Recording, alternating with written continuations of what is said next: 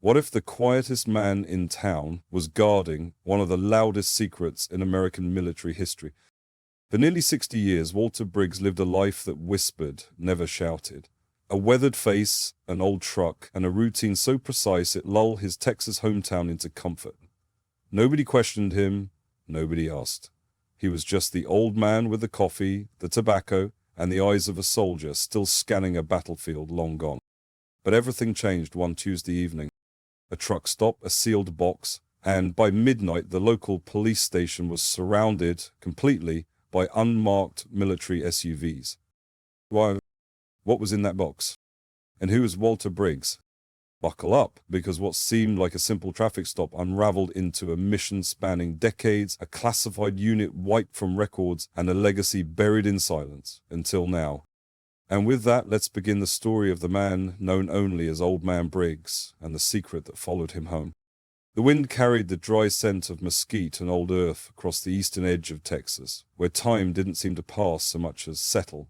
There, tucked between fading pastures and forgotten fence lines, stood a modest wooden house, a structure that had resisted both weather and years with the same quiet strength as the man who lived inside.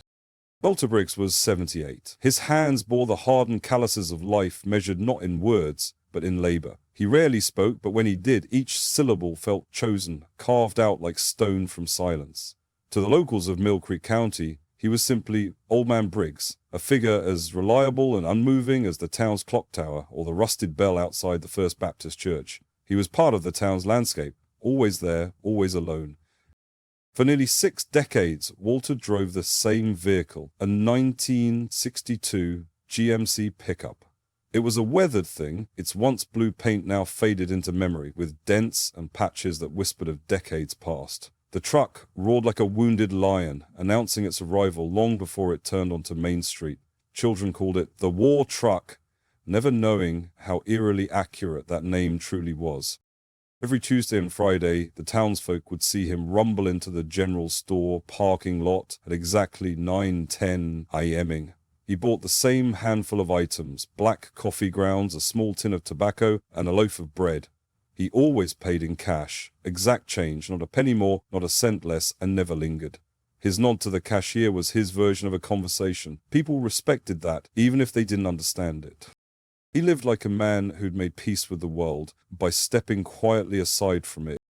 But there were hints, faint ones, of a different story hidden beneath the dust and denim. The way he parked his truck precisely, always backed in for a quick exit. The rigid posture even when seated. The unmistakable alertness in his eyes, as if he were still scanning for threats in the tree lines of places most people could barely pronounce.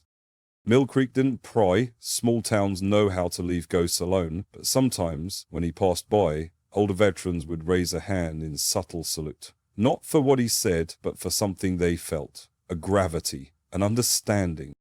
Walter never married. No one knew if he had family. Rumor had it he'd been in Vietnam, maybe more than once. One whispered he had once trained others in covert ops. Another said he came back with medals but never wore them. Nobody knew for sure. Walter never confirmed, he never denied it, he simply lived. And that in Mill Creek was enough. Yet on one particular Tuesday evening, just as the sun dipped below the prairie line, casting long amber shadows over his home, Walter did something he hadn't done in over 30 years. He broke the pattern. Inside his quiet home, the curtains drawn against the dying light, Walter opened a narrow drawer beneath the floorboards. From it, he retrieved a small, dark box made of aged cedar. With reverent care, he unwrapped a bundle of cloth no bigger than his palm, his fingers trembling slightly, not from fear or frailty, but from memory. His eyes lingered on the object inside, a shimmer of something cold and etched, before placing it into the box and locking it with a brass key worn smooth by time. Then he reached for a folded sheet of paper, written in his own shaky cursive, familiar yet formal. The envelope read simply, "As a Precinct 17 Police Department." He stared at the envelope for a long time, his thumb resting on the name, his breath slow and steady. Outside, the sky had deepened into twilight. Crickets began their nightly chorus, and Walter Briggs, the quiet old man with the war-scarred truck, slid the box and letter onto the passenger seat, turned the ignition, and pointed the nose of his pass toward a future no one saw coming.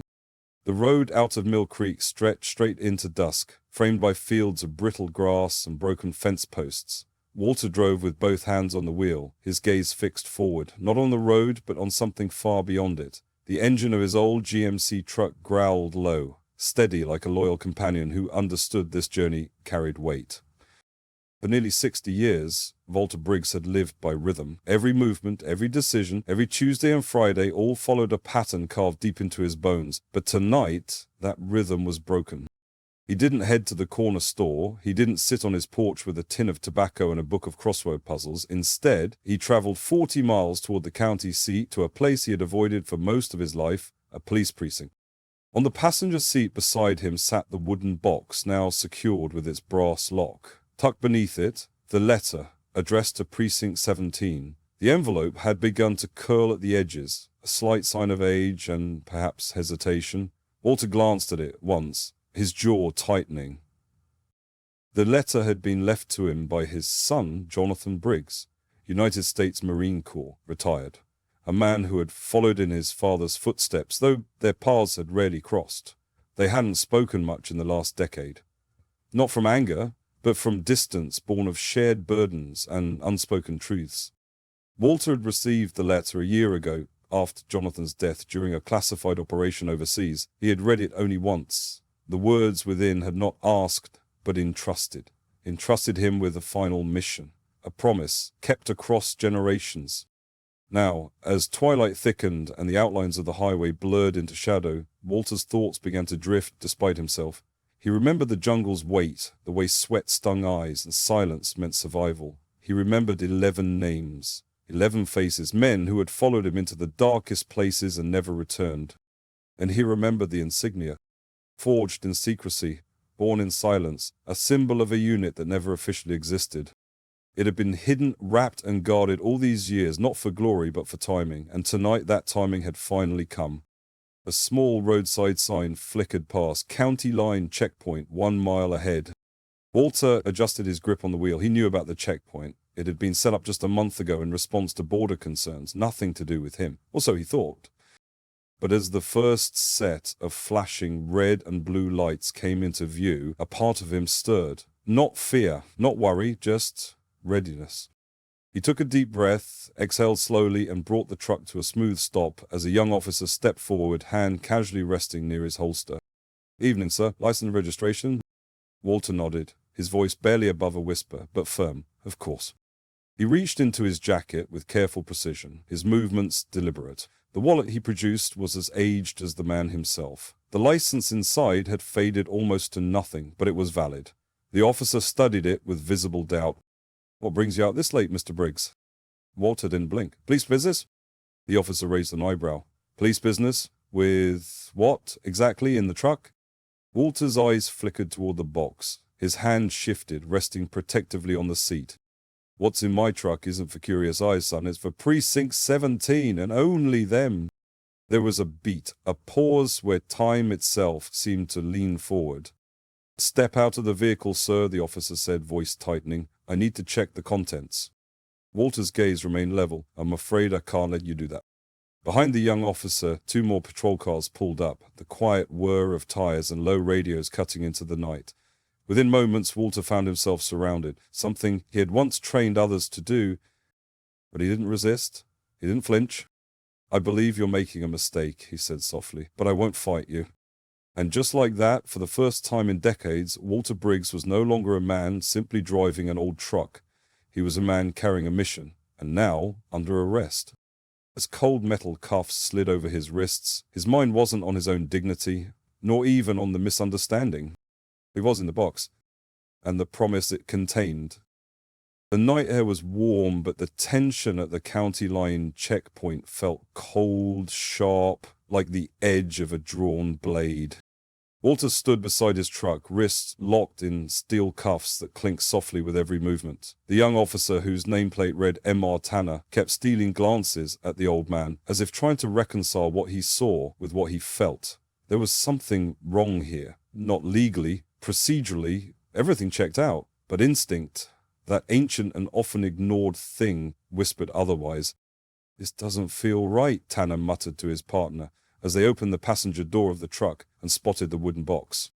"Standard evidence protocol," the other officer replied, slipping on gloves. "Suspicious package, possible contraband. Could be anything from illegal firearms to narcotics." But Tanner wasn't convinced. That wasn't what his gut told him. The box itself felt different. Not dangerous in the usual sense, but significant. Old-world craftsmanship, cedarwood, polished brass hinges. It wasn't the kind of thing you found in a smuggler's trunk. It felt ceremonial, sacred even. Till the procedure marched forward. Back at the precinct, the booking process unfolded with cold efficiency. Walter was brought in, fingerprinted, photographed, and seated on a metal bench beneath flickering fluorescent lights. The officers moved around him with practiced indifference. Most thought they had another elderly eccentric on their hands, maybe suffering from early dementia. Some even chuckled quietly at the thought of detaining a grandpa. Willard said nothing. His hands rested precisely on his knees, posture straight as a rifle, eyes calm and unmoved by the chaos around him. To the untrained eye, he looked stoic, but to Captain Reynolds, night shift supervisor with 23 years under his belt, Walter looked like something else entirely. Military. The kind that didn't need to announce itself. "Who brought him in?" Reynolds asked, emerging from his office with coffee in hand. Checkpoint Patrol claimed he was on official police business and refused a vehicle search. Got cagey when they tried to open a box on the seat. Reynolds glanced through the glass into the holding area. "That man hasn't blinked in 5 minutes, he said quietly. "Do we check his prints?" "Yeah, that's the weird part," said the booking officer. "System didn't flag him for criminal history, but it triggered something. A restricted clearance response. Not civilian law enforcement, more like Department of Defense." Reynolds stopped mid-step. "Dodd?" "Yes, sir. Unfamiliar classification. I reported it to the state, they passed it to federal, and we're waiting on a response." The captain set his coffee down. In the evidence room, Tanner now stood over the wooden box with gloves on, the envelope beside it. He hadn't opened the letter yet. Something told him it wasn't addressed to him. But the box? That drew me. With quiet reverence, he unclasped the lock and opened the lid. Inside lay an insignia. Metal, engraved, unlike anything he'd seen before. Not a standard issue, not even among elite forces. His partner leaned closer. "That's not just military, that's custom forged."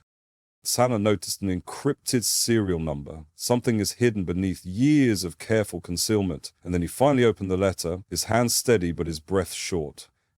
The cursive script read, "To the bearer, entrusted to Precinct 17, the original insignia of Echo Shadow Unit, retrieved from Farbase Horizon, Vietnam, 1975, to be returned to rightful military authorities upon confirmation of Protocol Silverline. May those who fell be remembered, may those who wait to find peace." Oh, Jonathan Briggs, USMC. Tanner's face paled. "Echo Shadow?" his partner asked. "What the hell is that?" "I don't know," Tanner replied, voice low, "but it's about to become everybody's problem." Back in the holding room, Captain Reynolds stepped in to face Walter Briggs. "Mr. Briggs," he began, measured but direct, "I've been informed there may be more to your presence here than we initially understood." Walter looked up slowly. His eyes weren't pleading, they weren't defensive, they were tired and unshakably clear. "I didn't want to cause trouble," he said, simply. "I only wanted to deliver something that's waited long enough." "And the box?" Reynolds asked. "It doesn't belong to me," Walter answered. "It belongs to history." Before Reynolds could reply, the precinct's internal alert chimed once, high, sharp, urgent. A call was coming through. The Federal Line, Department of Defense. Captain Reynolds exchanged a glance with the booking officer, who nodded slowly, pale-faced. "They want us to stop everything," the officer said, "right now." A long silence settled in the room. Walter closed his eyes just for a moment. After nearly 5 decades, the wheels had finally begun to turn. At Precinct 17, the usual rhythm of a Tuesday night had given way to murmurs and sideways glances. The fluorescent hum that typically filled the air was now mixed with whispers, curiosity wrapped in suspicion. An old man had been brought in under a vague charge, his weathered face expressionless, his presence oddly composed. Most believed they had simply booked another harmless eccentric, perhaps suffering from confusion or age-worn delusion.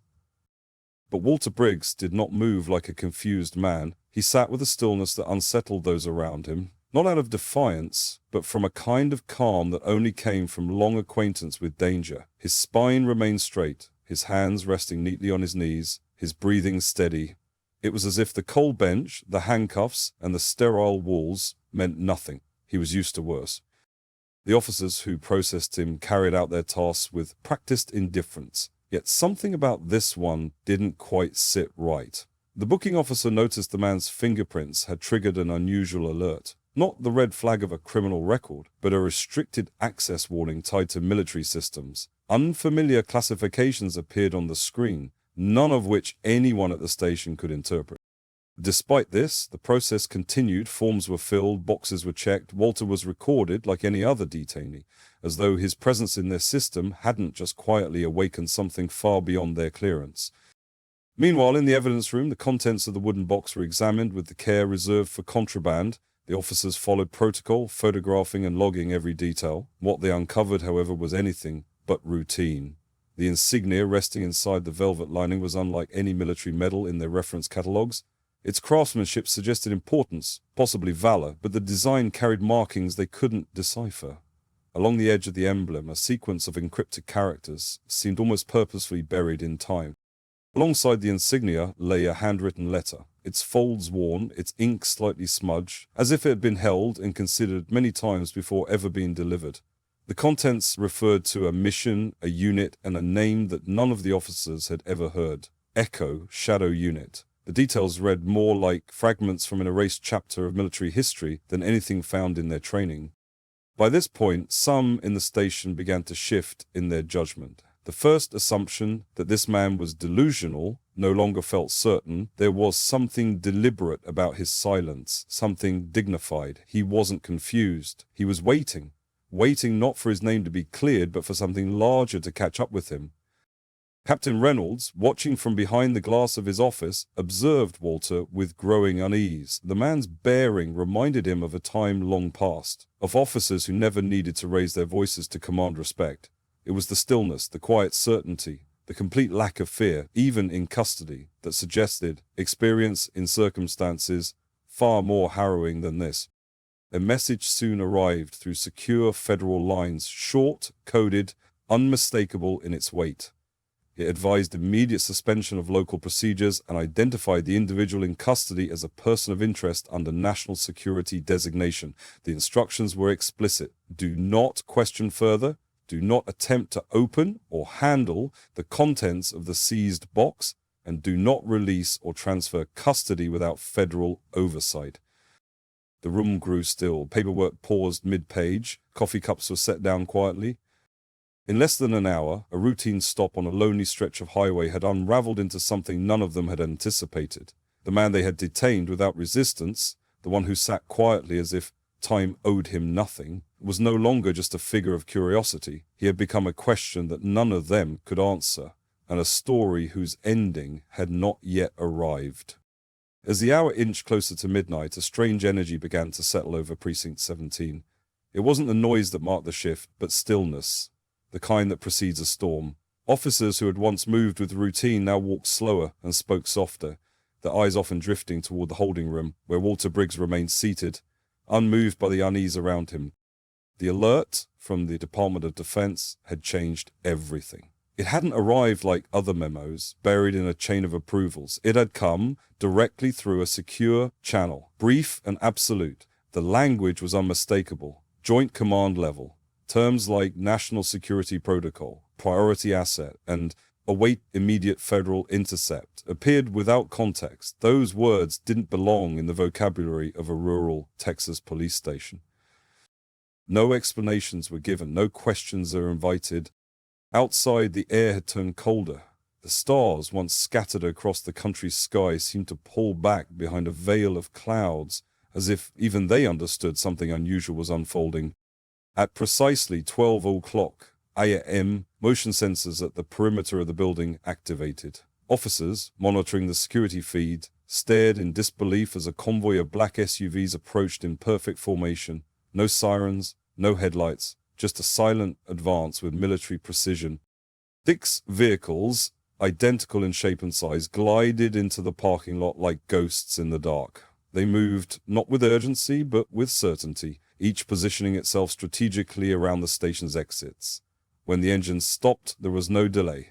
Doors opened in unison, and uniformed personnel emerged with a practiced discipline that belonged to a tier of operations most officers at the station had only heard about in passing. The insignias on their uniforms confirmed it. Joint Special Operations Command. These were not ordinary MPs. Their presence alone spoke volumes about the weight of what was unfolding.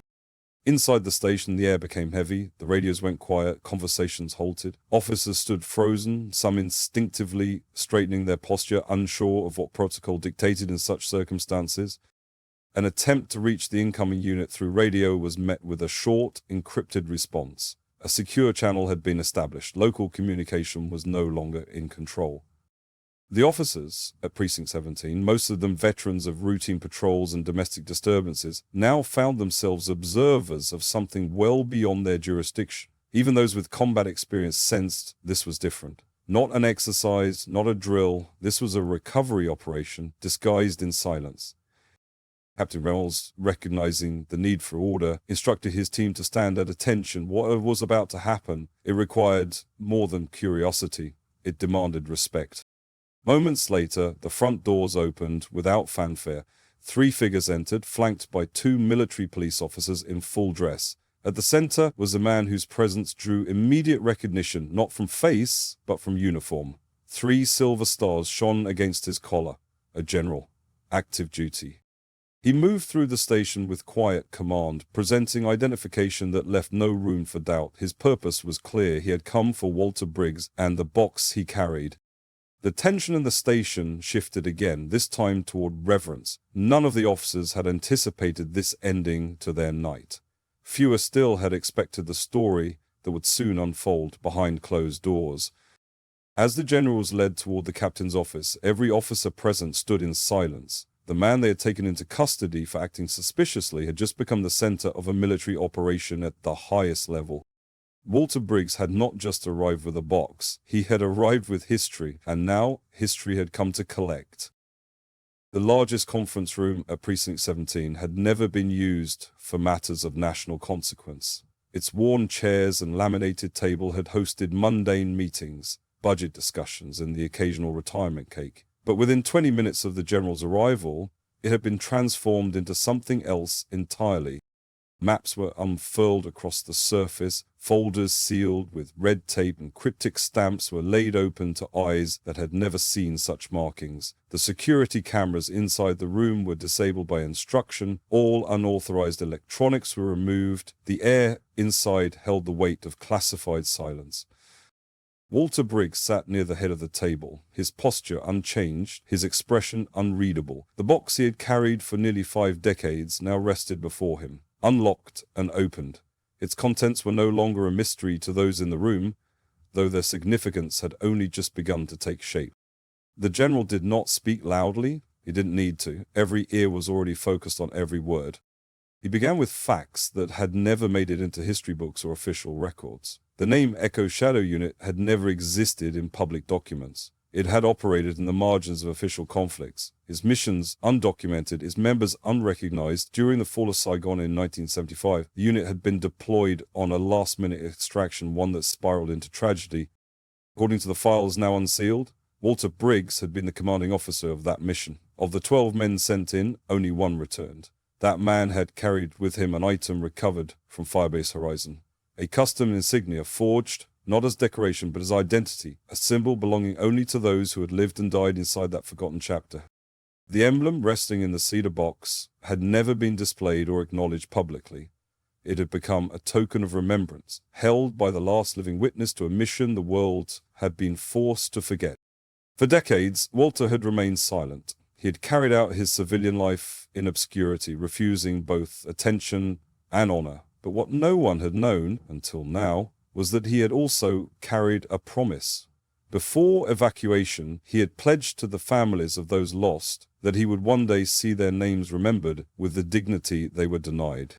That promise had been handwritten into a letter by his son, Colonel Jonathan Briggs, who had spent the final years of his career working quietly through layers of classified protocol. Only after Jonathan's death had the authorization been granted to unlock the protocol known as Silver Line, a directive that permitted the return of Echo Shadow's legacy to the light. The general explained that within the insignia itself was microfilm technology, long obsolete but still secure, containing encrypted records of the mission, its members, and the last transmissions made from the firebase. These records, long hidden from public view, were now to be presented to the Department of Defense for declassification and archival. The police officers in the room, many of whom had once viewed Walter as a confused old man, now saw him differently. He was no longer a mystery. He was a man who had waited a lifetime to complete a duty no one had remembered but him. By the end of the debriefing, the truth had been laid bare. The arrest had not delayed his mission. It had marked its fulfillment. His journey to the police station had not been a misstep. It had been part of a chain of trust that had taken nearly 50 years to lock into place. At that moment, the line between civilian and soldier blurred. Walter Briggs, who had once returned from the jungle alone, had finally delivered what he had promised. And with the arrival of the general, that weight, carried for nearly half a century, had begun to lift. 1 week later, the old truck that had rumbled through decades of anonymity found itself parked between two polished military vehicles at Andrews Air Force Base. The dents and scratches that once invited ridicule now stood untouched by request, preserved, not polished. They had become part of the truth, part of the story.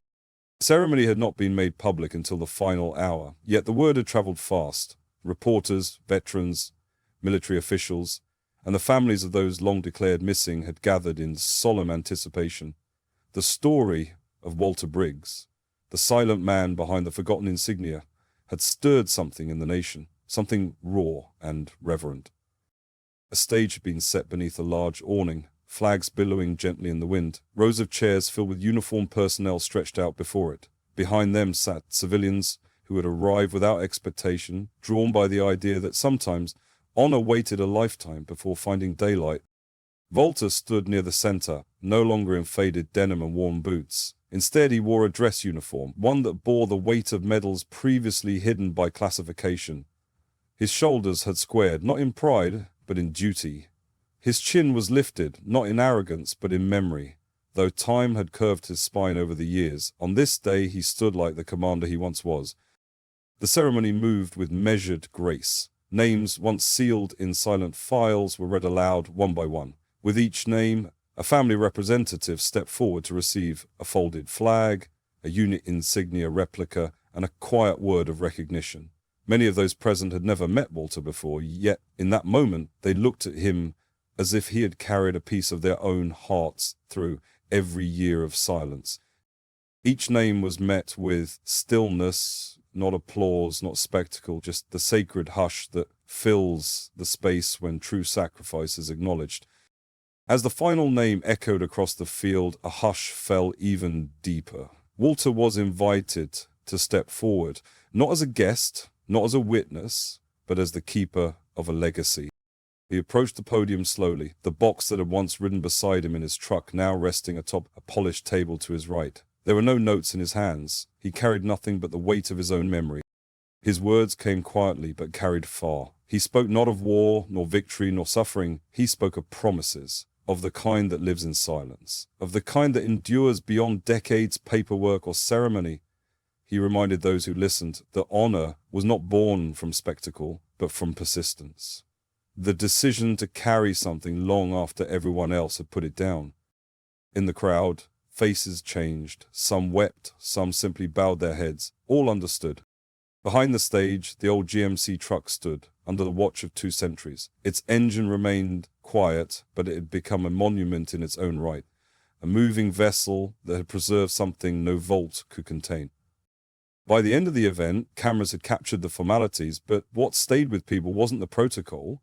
It was the silence that followed, the profound awareness that something long overdue had finally been made right. Walter declined the official transport offered to him after the ceremony. He had arrived under his own power, and he intended to leave the same way. The brass plaque installed inside his truck simply read, Walter Briggs, Keeper of Promises, 47 years. And as he pulled away from the base, a quiet procession followed at a respectful distance. Military vehicles moved not as escorts, but as witnesses. They followed not a commander, but a man who had never let memory slip into dust.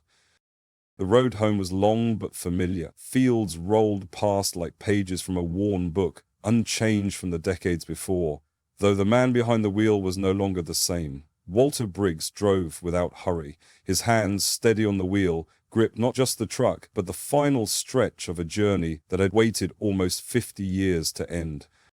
Along the highways leading out of Washington, strangers had begun to gather. Some had heard the story on late-night broadcasts, others had read a line in the paper or caught a passing headline. What they knew was vague, what they felt was precise. People stood quietly along overpasses and county roads, some held flags, others raised hand-painted signs that said only one word: thank you.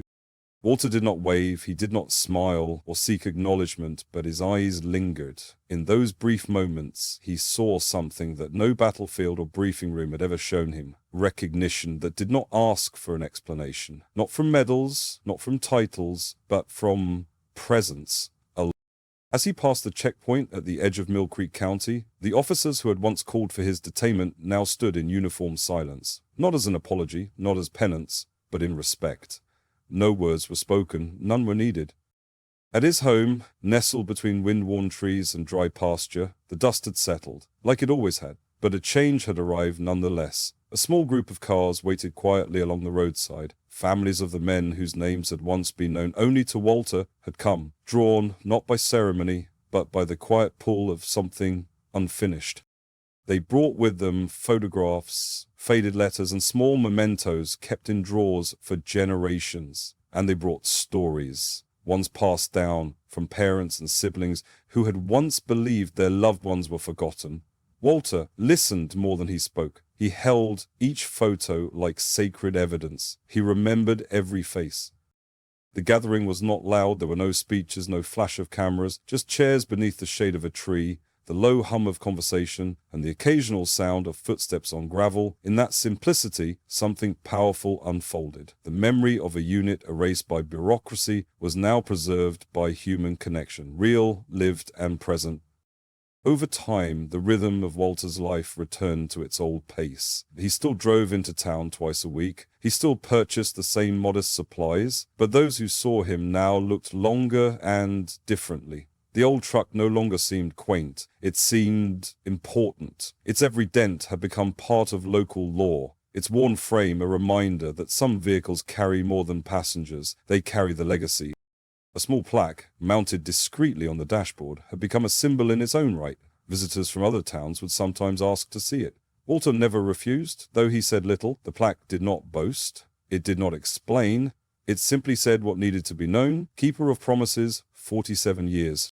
When a young local journalist asked what it felt like to be seen, finally, Walter paused for a long while before answering. Recognition, he had explained, was never the reason. Good men did what was right because they couldn't do otherwise, because promises were not made to be remembered, they were made to be kept.